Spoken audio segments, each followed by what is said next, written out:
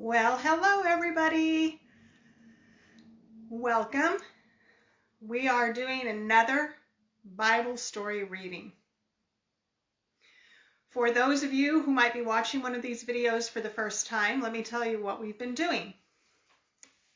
We've been reading different Bible stories, and we've been reading these stories for people who either don't know what the stories are, who have only heard bits and pieces of the stories, or have forgotten them, or maybe they've read them but they don't understand them, they didn't read them in their entirety. Whatever the reason, you have an opportunity to learn about these Bible stories. We have been on the story of when Joshua led the people out of the desert. Moses has died. Joshua has been left in charge. He's led the Israelite children out of the desert into the promised land. And the first city that they are told to take over is Jericho.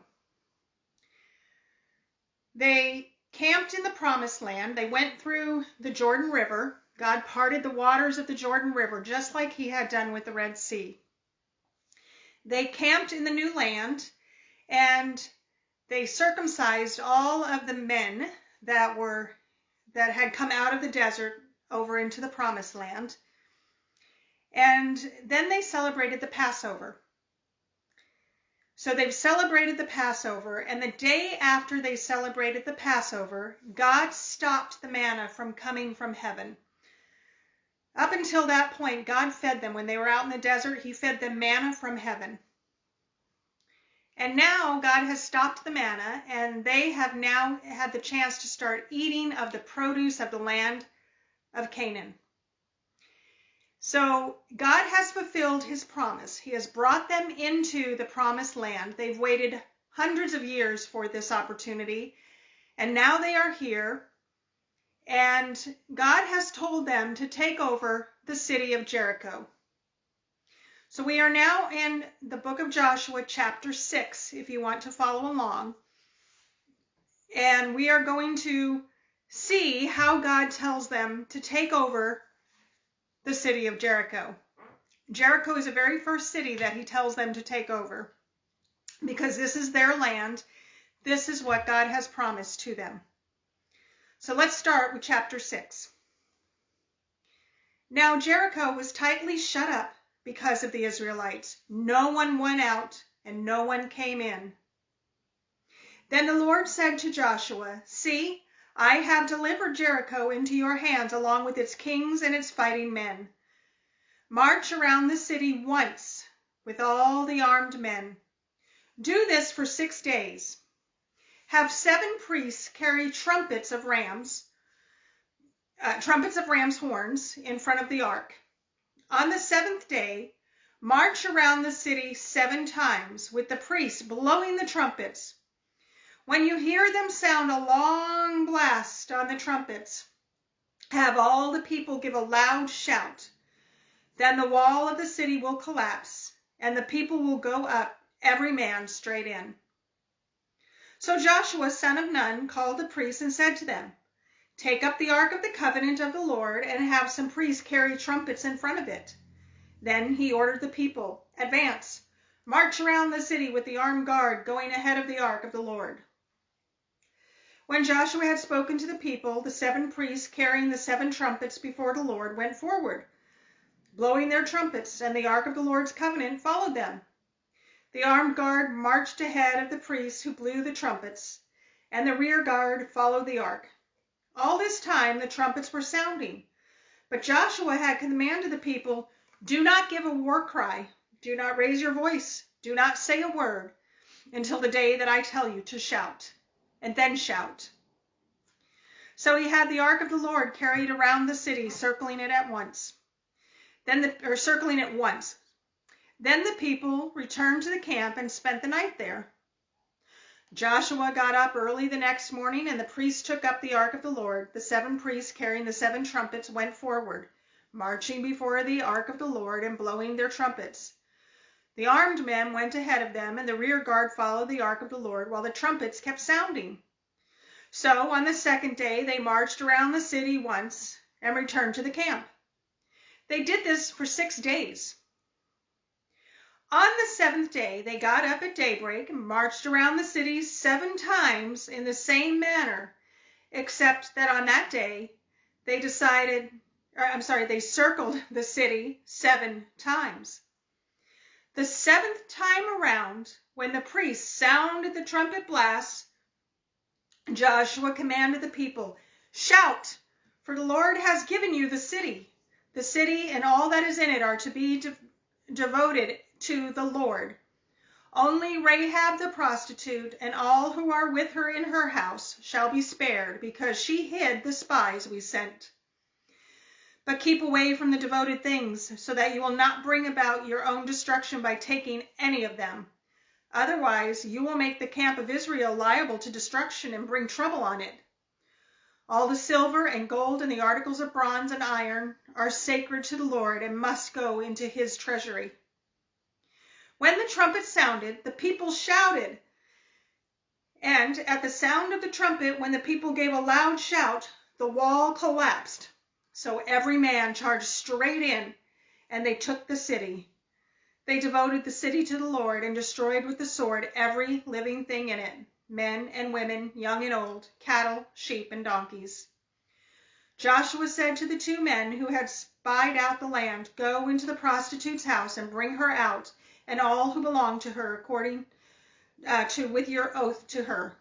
So the young men who had done the spying went in and brought out Rahab, her father and mother and brothers, and all who belonged to her. They brought out her entire family and put them in a place outside of the camp of Israel. Then they burned the whole city and everything in it, but they put the silver and gold and the articles of bronze and iron into the treasury of the Lord's house. But Joshua spared Rahab, the prostitute, with her family and all who belonged to her, because she hid the men Joshua had sent as spies to Jericho, and she lives among the Israelites to this day. At that time Joshua pronounced this solemn oath, "Cursed before the Lord is the man who undertakes to rebuild the city Jericho.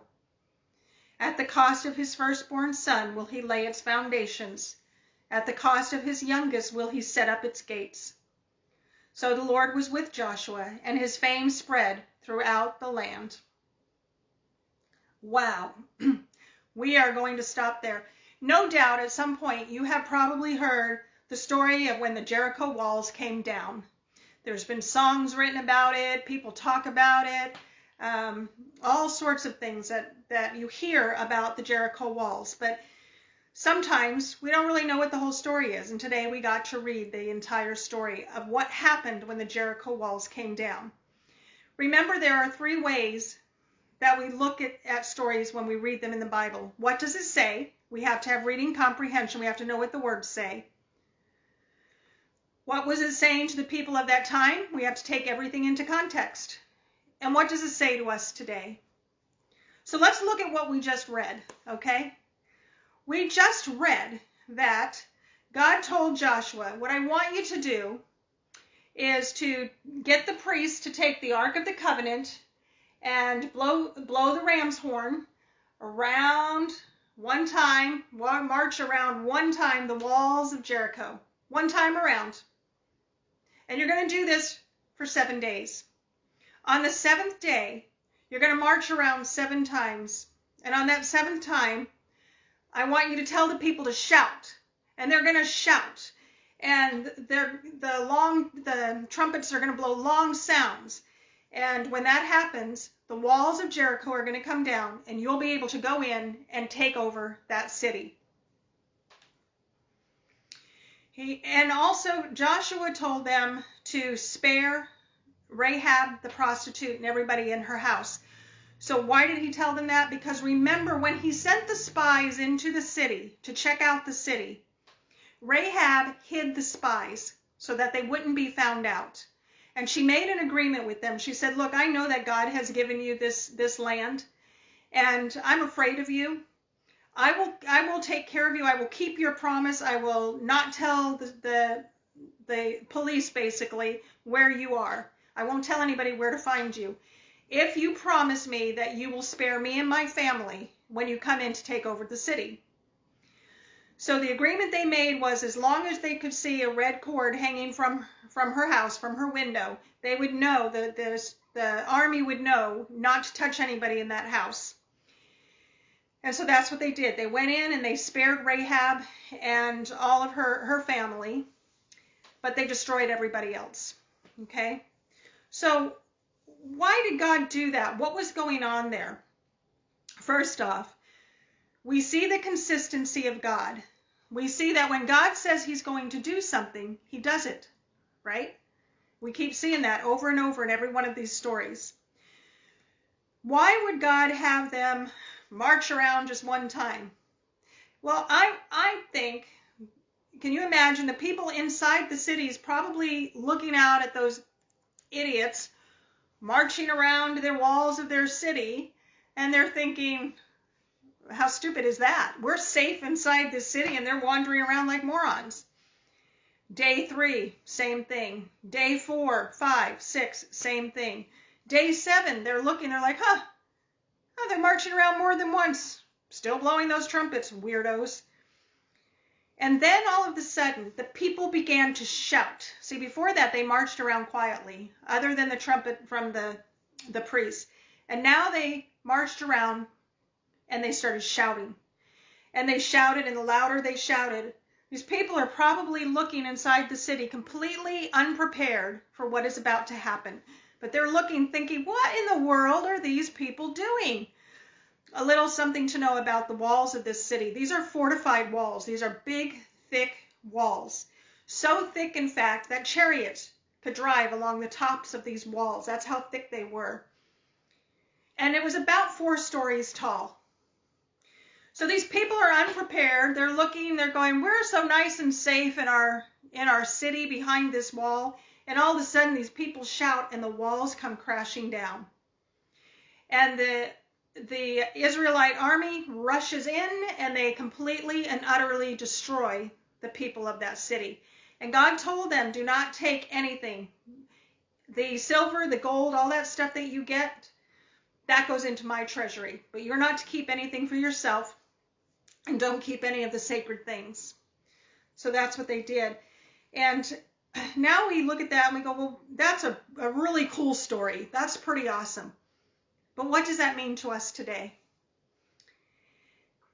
Sometimes we look at that and interpret that to mean that maybe there are things in our lives that seem impossible, that there are big obstacles to overcome in our lives. I think that if we just continue to praise God and to give him the glory in everything, just keep praising him, those things in our lives that need to be removed in order to accomplish God's plan in our life will be removed. They'll be destroyed. They'll come down. Now, that doesn't mean, I want to be careful here. I think sometimes people read this story and they think, as long as I just keep praying, God's going to give me what I want. Well, that's not true. You have to remember that God told them specifically, this is how I want you to go take over Jericho. Jericho is yours. Sometimes we have a tendency to think that God has to do what we say if we beg him long enough. And we're just going to march around our problems and we're going to demand that God does it our way. But sometimes God is not telling us to go march around some Jericho walls in our lives. Sometimes he's telling us to leave those things alone.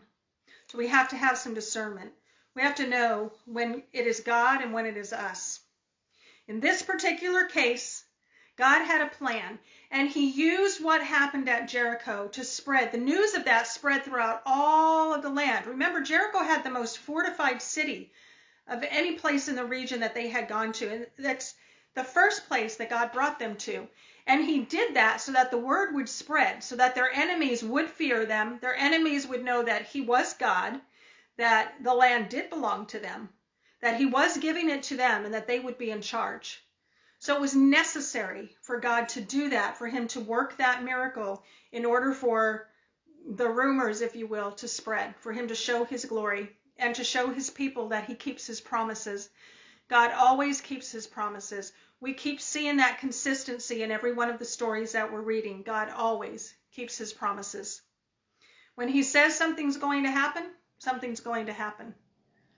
We may not know when, we may not know how, but if we are obedient and we do things God's way, they always work out the way he intends them to, and it's always for good. So I hope you got something out of that story, and it's pretty exciting. We are probably going to go ahead on to chapter 7 the next time that we get together, and then we'll figure out a new story to start looking at after that. But I hope you got something out of it, and you have a nice day. Thanks.